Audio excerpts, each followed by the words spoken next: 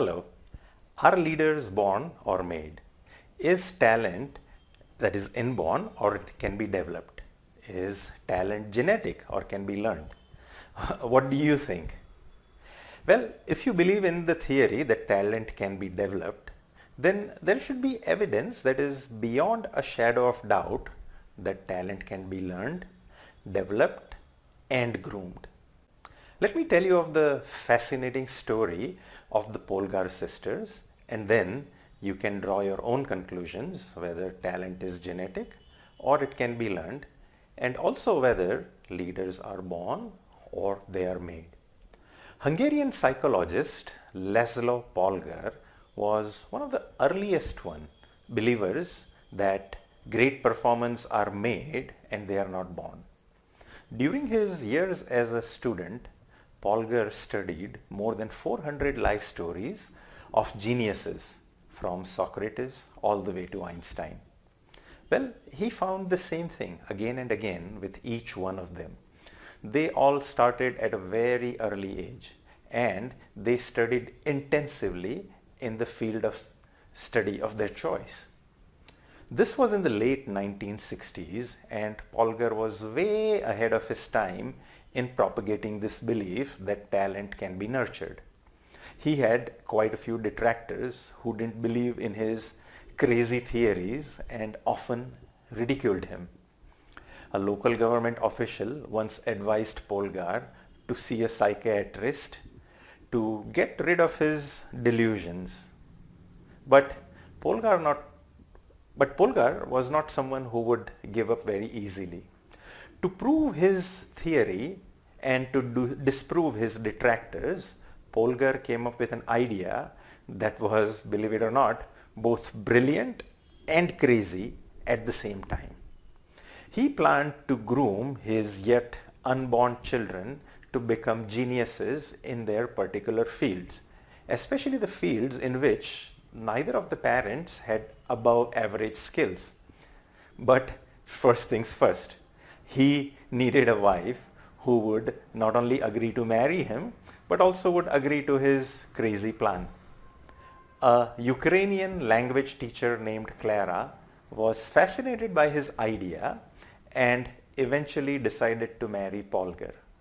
Polgar and his wife Clara considered various possible subjects in which to groom their children to prove their theory that talent is nurtured. Mathematics, foreign languages, chess, etc. Finally, they settled on chess as it was very objective and very easy to measure. In 1969, Clara gave birth to the first daughter, Susan, and the experiment began. Polgar and Clara were both amateur chess players. They had no particular talent in chess and they didn't even make it to their high school chess team. But to groom their daughter, Susan, they read as much as they could on chess and various methods of teaching chess, especially to children. To allow Susan enough daily practice at the game of chess, she was homeschooled. They introduced chess to their child in a playful, fun, and in a manner that over time Susan started enjoying chess.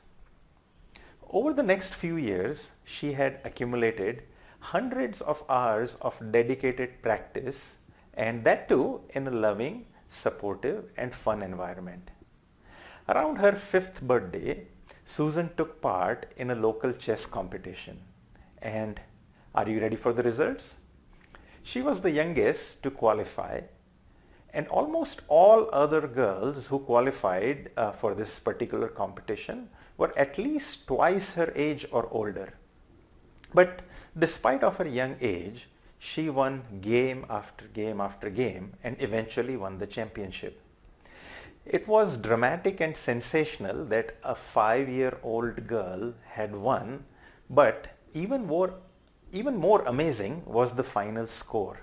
She had won 10-0. But that was just the beginning. At the age of 12, Susan became the world champion chess player in the category of girls under the age of 16. Less than 2 years later, she became the top-rated female chess player in the entire world. In 1991, she became the first woman player in the history to reach the status of Grandmaster. First woman player ever to do that. And Grandmaster is the highest title that anyone can reach in chess. By the time she retired, she had won 4 women's world championships, 5 chess Olympiads, and was the first person in the history to have won what is known as the chess triple crown. Polgar and Clara had proven beyond a shadow of doubt that talent can be groomed, and it is not something that you are born with. But did the people agree with him? Well, not really. They argued that Susan was born with natural talent for chess. But that can't be true, as her parents were below average chess players at best. But the general public still believed that Susan's success was as a consequence of her unique talent. Susan was even described by the local newspaper as a child prodigy. Well, this is the classic iceberg illusion. People see the success, the tip of the iceberg. Often they are unaware of the relentless hard work that goes on behind the curtains. They see the quote-unquote overnight success, but they don't realize that it takes years and years of hard work and heartbreak to get to the point where you get overnight success. As Polgar puts it, if they had only seen the painfully slow progress, the inch by inch improvements, they would not have been so quick to call Susan a chess prodigy. In an interview later in 1992 with Washington Post, Polgar said, "A genius is not born but is educated and trained. When a child is born healthy, he or she is a potential genius." But there is more to the story. Clara gave birth to 2 more daughters, Sophia in 1974 and Judith in 1976. Both Sophia and Judith watched their older sister Susan being trained by their father. Both of them wanted to play chess. But Laszlow didn't want them to start too early. So he waited until they turned about 5 years old to start their chess training.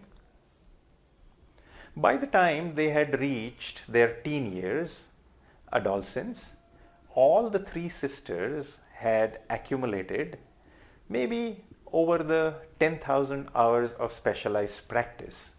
The 10,000 hour rules made famous by Malcolm Gladwell in his famous book Outliers.